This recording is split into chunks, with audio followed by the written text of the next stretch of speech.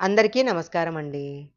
భారతదేశంలో ప్రఖ్యాతిగాంచిన ఆధ్యాత్మిక క్షేత్రాలలో ఒకటైన మంత్రాలయం శ్రీ రాఘవేంద్ర స్వామి వారి ఆలయాన్ని గురించి ఇప్పుడు మనం తెలుసుకుందాము. రాఘవేంద్ర స్వామి జీవసమాధిలోకి ప్రవేశించిన బృందావనాన్ని దర్శించుకోవటానికి కర్ణాటక, మహారాష్ట్ర, ఆంధ్ర, తెలంగాణ రాష్ట్రాల నుంచి ప్రతిరోజు 10,000 మందికి పైగా భక్తులు వస్తూ ఉంటారు. మారుమూల ప్రాంతము, మంచాల గ్రామంగా పిలిచేవారు. ఆదోని నవాబు యొక్క పరిపాలనలో ఉండేది. మధ్వమఠంలో సన్యాసం స్వీకరించిన రాఘవేంద్ర స్వామి అక్కడున్న మూలరాములను పూజిస్తూ బోధనలు చేస్తూ మంత్రాలయానికి వచ్చారు. స్వామి పూర్వ అవతారము శ్రీ మహావిష్ణువు భక్తపరాయణుల్లో ఒకరైన ప్రహ్లాదుడు. అప్పుడు యజ్ఞాలు యాగాలు చేసిన స్థలము మంత్రాలయం అని చెప్తుంటారు. అందుకే పూర్వావతారంలో రాజుగా పాలించిన స్థలం కావటంతో ఇక్కడే తాను జీవసమాధి కావాలని స్వామి తలచారు. ఆ సమయంలో ఆ గ్రామదేవత మంచాలమ్మ రాఘవేంద్ర స్వామిని ఇక్కడే ఉంచాలని ఆజ్ఞాపించిందట. దీనితో స్వామి ఇక్కడే ఉంటూ చివరకు ఇక్కడే బృందావనస్తులు అయ్యారు. అప్పట్నుంచి ప్రతిరోజు రాఘవేంద్ర స్వామి మూల బృందావనానికి పండితులు మంత్రాలు వల్లిస్తూ ఉండటంతో ఈ మఠం క్రమంగా మంత్రాలయంగా మారింది అని చెప్తారు. ఇక్కడికొచ్చే భక్తులు ముందుగా గ్రామదేవత మంచాలమ్మను దర్శించుకొని తరువాత రాఘవేంద్ర స్వామి బృందావనాన్ని దర్శించుకుంటారు. తమిళనాడు భువనగిరి వాసులైన తిమ్మన్న భట్టు, గోపికాంబ దంపతులకు వెంకటనాథుడు జన్మించారు. 5 ఏళ్ల ప్రాయంలో అక్షరాభ్యాసం చేసి తరువాత 4 వేదాల అధ్యయనం చేశారు. యుక్త వయసు వచ్చేసరికి విద్యల సారాన్ని గ్రహించిన వెంకటనాథుడు సాధారణ కుటుంబ జీవితం వద్దనుకొని సన్యాసం స్వీకరించారు. అప్పుడే ఆయన తన పేరును రాఘవేంద్రగా మార్చుకున్నారు. ఆధ్యాత్మిక బోధనలు చేస్తూ తమిళనాడు నుంచి కర్ణాటక ప్రాంతాలలో విస్తృతంగా పర్యటించారు. మంత్రాలయం కర్ణాటక సరిహద్దు ప్రాంతంలో పంచముఖి వద్ద 12 ఏళ్ల పాటు తపస్సు చేశారు. ఆయన దీక్షకు పంచముఖి ఆంజనేయుడు ప్రసన్నుడై ప్రత్యక్షమయ్యారని చరిత్ర వలన తెలుస్తుంది. తరువాత పవిత్రమైన తుంగభద్ర నదీ తీరానికి వచ్చి రాఘవేంద్రుడు అక్కడే ఉంటూ తన బోధనలు కొనసాగించారు. మాధవరం దగ్గరున్న కొండశిలకు వెళ్ళిన రాఘవేంద్ర స్వామి అక్కడ రాయితోనే తనకు బృందావనం ఏర్పాటు చేయాలని దివాన్ వెంకన్నాచారిని ఆజ్ఞాపించారట. త్రేతాయుగంలో ఒక బండరాయి సీతారాములకు 7 గంటల పాటు విశ్రాంతినిచ్చిందని, ఆ మేరకు 700 ఏళ్లు పూజలు అందుకుంటుందని ఆ బండరాయికి వరం ఇచ్చారు. ఆ మహిమగల రాయితోనే తన బృందావనం రూపొందించాలని స్వామి చెప్పారని చరిత్ర సమాచారము. దీనితో ఆ రాయితోనే స్వామివారి బృందావనాన్ని రూపొందించారు. 1671లో శ్రీ రాఘవేంద్ర స్వామి మంత్రాలయంలో సజీవ సమాధి పొందారు. కర్ణాటక సరిహద్దులోని పంచముఖ ఆంజనేయ స్వామి ఆలయం దగ్గర 12 ఏళ్ల పాటు రాఘవేంద్ర స్వామి తపస్సు చేశారట. నాటి పంచముఖ ఆంజనేయ స్వామి ప్రతిరూపాన్ని ఈ ఆలయంలో మనం చూడవచ్చు. రాఘవేంద్ర స్వామి మొదట పాతూరు గ్రామానికి వచ్చి అక్కడ వెంకటేశ్వర స్వామి ఆలయాన్ని ఏర్పాటు చేశారట.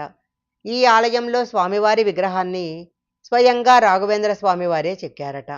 రాఘవేంద్ర స్వామి దర్శనం చేసుకున్న తర్వాత భక్తులకు ప్రత్యేకంగా పరిమళ ప్రసాదం అందిస్తారు. ఇది ఇక్కడ ప్రత్యేకమైన ప్రసాదము. ప్రతిరోజు ఉదయం 6 గంటల నుంచి 8:30 వరకు దర్శనానికి అనుమతిస్తారు.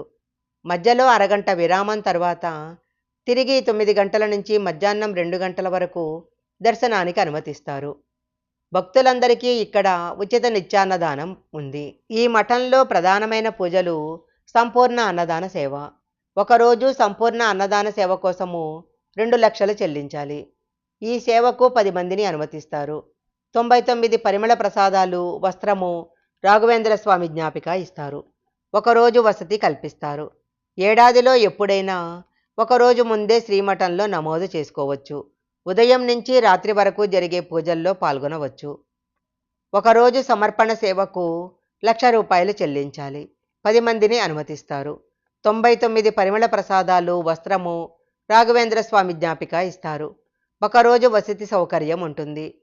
ఉదయం నుంచి రాత్రి వరకు జరిగే పూజలో పాల్గొనవచ్చు. వస్త్ర సమర్పణ సేవకు 50,000 రుసుము, అన్ని బృందావనాలతో పాటు పీఠాధిపతికి పట్టు వస్త్రాలు ఇస్తారు. 10 మందిని అనుమతిస్తారు. 50 పరిమళ ప్రసాదాలు, వస్త్రము రాఘవేంద్ర స్వామి జ్ఞాపిక ఇస్తారు. భక్తులు ఒకరోజు ముందే మఠానికి చేరుకోవాలి. పూజకు ముందు రోజు సాయంత్రము పట్టు వస్త్రాలను భక్తులతో ఊరేగింపుగా తీసుకొస్తారు. ఉదయం నుంచి రాత్రి వరకు జరిగే అన్ని పూజల్లో పాల్గొనవచ్చు. వసతి సౌకర్యం కల్పిస్తారు.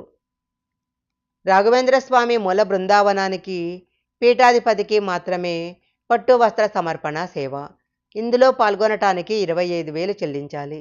10 మందిని అనుమతిస్తారు. 50 పరిమళ ప్రసాదాలు రాఘవేంద్ర స్వామి జ్ఞాపిక అందచేస్తారు. బంగారు పల్లకీ సేవ. మఠంలో బంగారు పల్లకీ సేవలో పాల్గొనటానికి 8,000 రుసుం చెల్లించాలి. రోజుకు 10 మందిని మాత్రమే అనుమతిస్తారు. 25 పరిమళ ప్రసాదాలు రాఘవేంద్ర స్వామి జ్ఞాపిక వస్త్రము ఇస్తారు. బంగారు రథోత్సవ సేవ. ఈ సేవకు 6,000 చెల్లించాలి. రాత్రి 7:30 గంటలకు ఈ సేవ జరుగుతుంది. 10 మందిని అనుమతిస్తారు. 50 పరిమళ ప్రసాదాలు రాఘవేంద్ర స్వామి జ్ఞాపిక వస్త్రము ఇస్తారు. అదే రోజు సాయంత్రం గంట ముందు శ్రీమఠానికి చేరుకోవాలి. ఈ రజత రథోత్సవ సేవలో పాల్గొనదలిచిన భక్తులు 2,000 రుసంగా చెల్లించాలి. ఆరుగురిని అనుమతిస్తారు. 25 పరిమళ ప్రసాదాలు రాఘవేంద్ర స్వామి జ్ఞాపిక వస్త్రాలు ఇస్తారు. రథోత్సవ సేవ కోసము భక్తులు 1,000 రూపాయలు చెల్లించాలి. రాత్రి 7:30కు ఈ సేవ నిర్వహిస్తారు. నలుగురికి అనుమతి ఉంటుంది. 20 పరిమళ ప్రసాదాలు రాఘవేంద్ర స్వామి జ్ఞాపిక శాలువా ఇస్తారు. పూర్ణ సేవ ప్రతిరోజు ఉదయము 7:30 గంటలకు జరుగుతుంది. ఇందులో పాల్గొనటానికి 500 చెల్లించాలి. నలుగురిని అనుమతిస్తారు. 15 పరిమళ ప్రసాదాలు రాఘవేంద్ర స్వామి జ్ఞాపిక వస్త్రము అందజేస్తారు. ఉత్సవరాయ పాదపూజ ఉదయం 7:30 గంటలకు జరుగుతుంది. 200 రూపాయలు చెల్లించాలి. ఇద్దరికి అనుమతి ఉంటుంది. వస్త్రం ఇస్తారు. శ్రీ సత్యనారాయణ స్వామి పూజ ఉదయం 9 గంటలకు జరుగుతుంది. 200 రూపాయలు చెల్లించాలి. గోదాన సేవ ఉదయం 9 గంటల నుంచి 12 గంటల వరకు ఉంటుంది. 5,000 చెల్లించాలి. కుటుంబం మొత్తాన్ని అనుమతిస్తారు. 50 పరిమళ ప్రసాదాలు రాఘవేంద్ర స్వామి మఠము జ్ఞాపిక ఇస్తారు. ఈ సేవలన్నీ భక్తులు ఆన్లైన్లో బుక్ చేసుకోవచ్చు లేదా నేరుగా మఠానికి వచ్చి బుక్ చేసుకోవచ్చు. ఇక్కడ భక్తుల కోసము ప్రతిరోజు నిత్యాన్నదానం నిర్వహిస్తున్నారు. రోజు ఉదయం 11:30 గంటల నుంచి మధ్యాహ్నం 2 గంటల వరకు అన్నప్రసాద వితరణ ఉంటుంది. ఏకాదశి రోజు మాత్రము ఇక్కడ ఎలాంటి పూజలు ఉండవు. కేవలము ఉచిత దర్శనానికి మాత్రమే భక్తులను అనుమతిస్తారు. ఈ వీడియో గనక మీకు నచ్చినట్లయితే లైక్ చేయండి, షేర్ చేయండి. ఇలాంటి మరిన్ని వీడియోల కోసం మా ఛానల్ సబ్స్క్రైబ్ చేసుకోండి. పక్కనే ఉన్న బెల్ ఐకాన్ని యాక్టివేషన్ చేసుకుంటే మేము పెట్టే వీడియోలన్నీ కూడా మీకు ముందుగానే నోటిఫికేషన్గా వస్తాయి. మరొక మంచి వీడియోతో మళ్ళీ కలుసుకుందాం.